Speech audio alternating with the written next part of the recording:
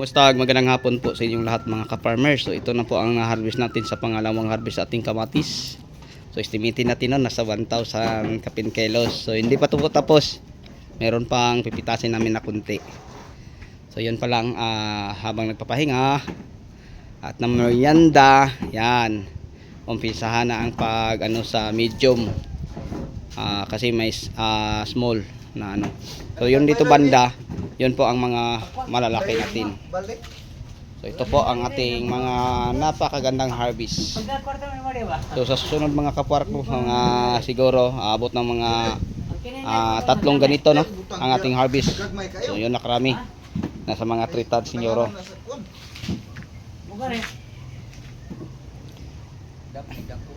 Oh.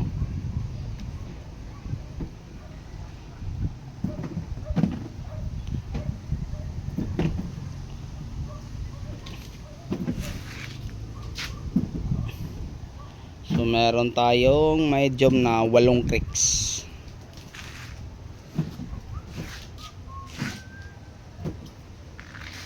Okay, so yan lang po ang may share at may update ko sa inyo sa oras na ito.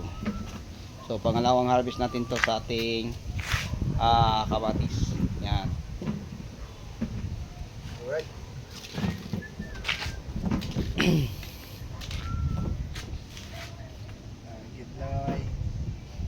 Sobrang ganda po ang mga harvest natin.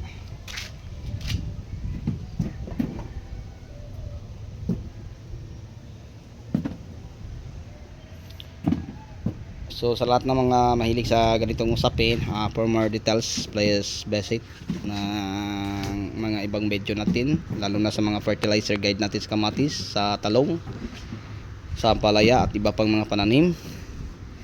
So para sa karagdagang impormasyon, paki-visit lang po sa ating ibang mga video. So yun lang po. So sa inyong lahat, hanggang dito na lang. Maraming salamat. Bye bye.